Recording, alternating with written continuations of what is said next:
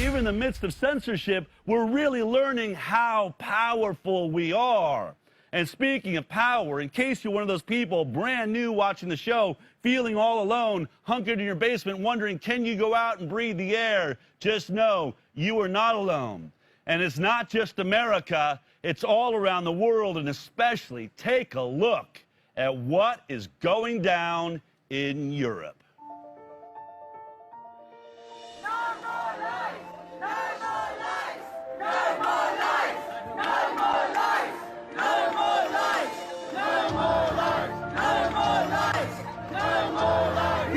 People, we are the power. We are the 99%. We are the people. We are the power. We are 99%. We are the people. We are the power. We are the 99%. How many of you can honestly say that you trust the government? So why the hell are businesses still closed when the fine is non-enforceable? Why are people still wearing masks when there's no legal requirement that states they have to wear masks? It's making you a slave to the system, and it needs to stop. That's your question. Do you listen to the BBC? Yes or no?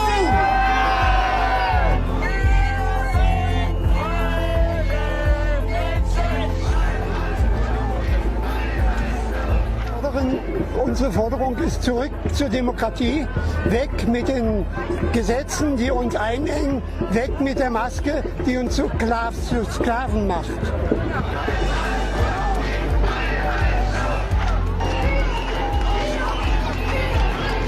Wir sind heute hier, weil auf der ganzen Welt nur noch wenige Wissenschaftler, die regierungstreu berichten, gehört werden.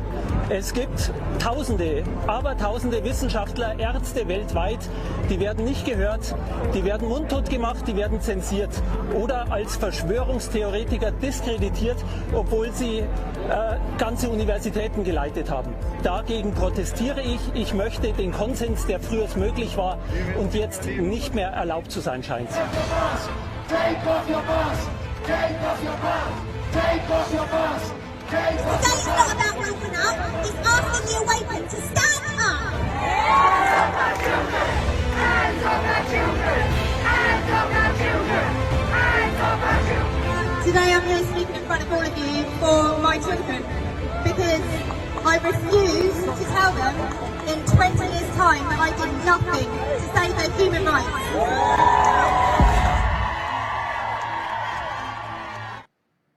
Amazing, right? And you thought you were alone. You thought, oh my God, this is never going to work out. Do you see? The world is shifting. No matter how hard they push these draconian laws now, no matter how hard they try to force us into compliance, more and more people are waking up. And as the gentleman in Germany said, why are we only listening to this tiny group of scientists that follow the government when thousands of scientists around the world are telling a different story? Thousands who are appearing on the high wire every single week. Now, of course, you didn't see this, I'll bet, on CNN. You didn't see it on MSNBC. You're lucky. I don't even know if Fox covered it. Look at these numbers. You know what the press is saying that is talking about it? That is 17,000 people right there. 17,000 people? Are you kidding me? Apparently, mainstream media can't even count.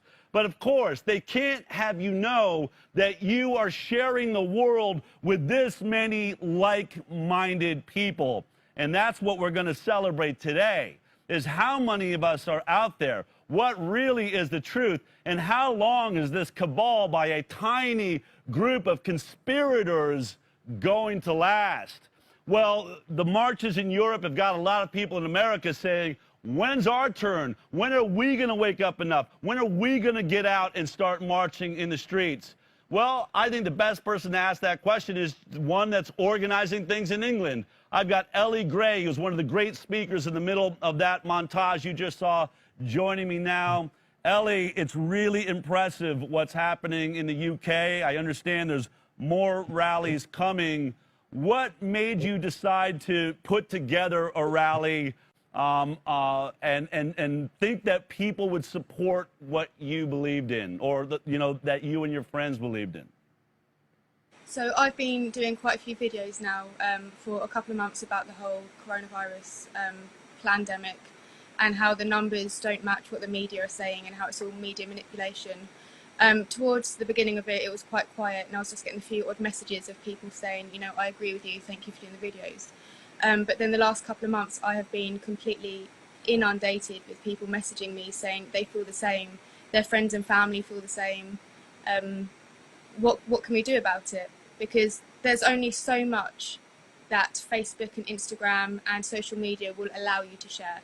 I'm currently serving a 30-day ban on social media for spreading harmful misinformation, even though everything that I quote, I source the government in. So I get all my information from the government or from government statistic websites. Right. So I thought, right, we're being censored now. It's time to actually do something and make some noise. You know, be that inconvenience. Make sure that we are seen. Make sure that we are heard. And there are thousands and thousands of other people who are as frustrated as I am. So that's why I thought it's time to do something. What has shifted? You said you started with a few people, now there's more and more. Is it just simply the duration of this? Is it the amount of science that's actually coming forward? What do you think? There does seem to be, this movement is growing, and it feels like the power structure is starting to collapse. What do you think is at the heart of it? What's making the difference now? So I think the government have completely messed up.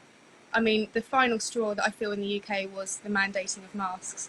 Even people who have been supportive of the government's choices this whole time are going, well, if it's for our best interests, why are they doing this 5 months down the line?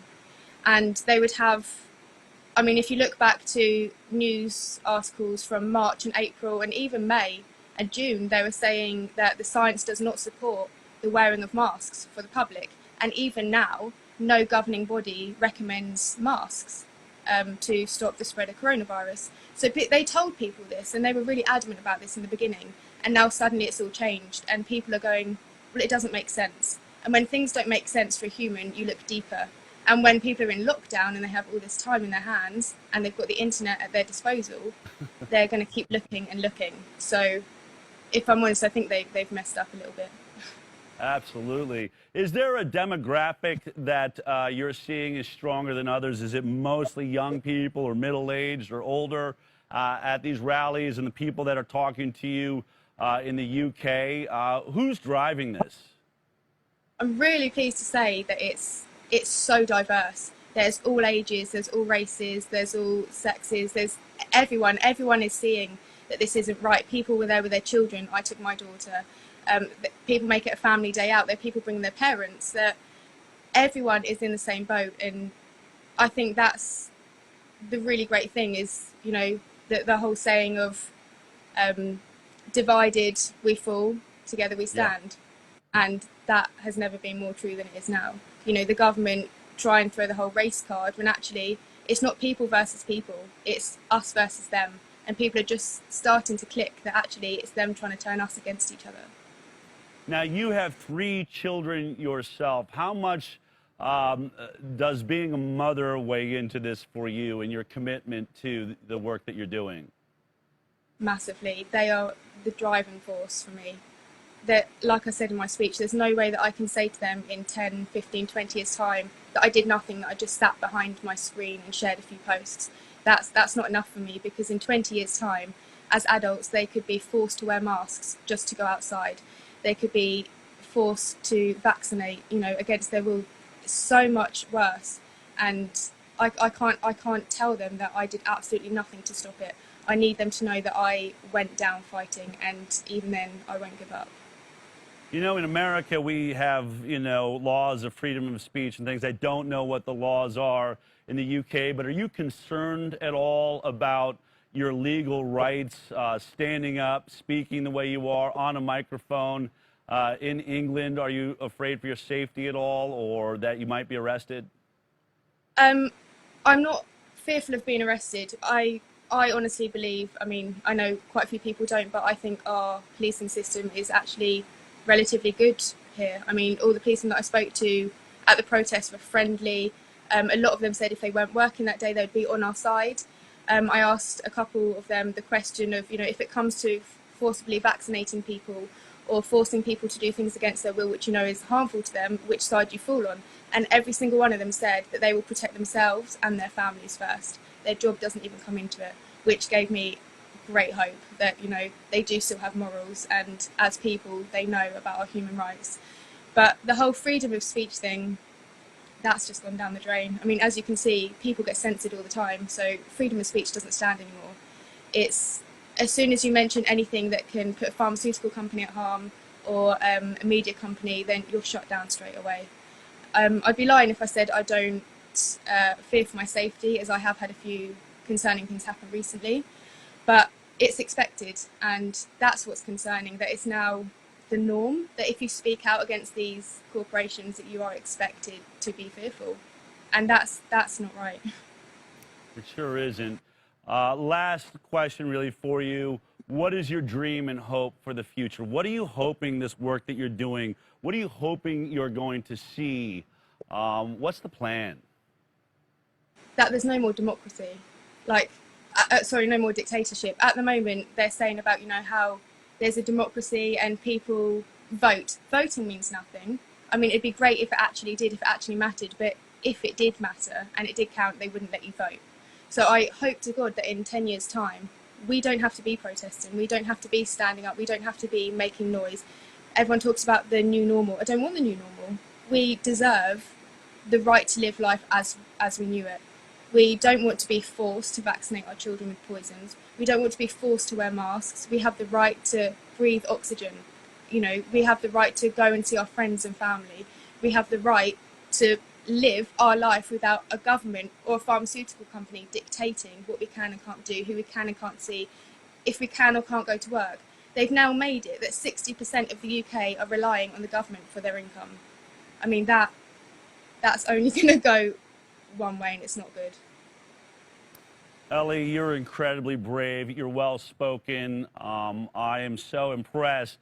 Can I ask you, would you be interested in being a boot on the ground, maybe a reporter for us in England, keep us up to date on what's happening there? Because I think we're all in this together, and it's very, very important to see that here in America, we're not alone, that our brothers and sisters in the UK and Germany, all around the world, are involved in this. So I hope you'll stay in touch with us and keep us up to date on what's going on. Yeah, great. Thank you. Awesome, Ellie. Good luck. Stay you. strong. You're doing amazing work out there. It was a pleasure. If you like that clip, then be sure to check out our live broadcast of The High Wire every Thursday morning at 11 a.m. Pacific Time. You can watch it on Facebook, iTunes, and Twitter. We'll see you there.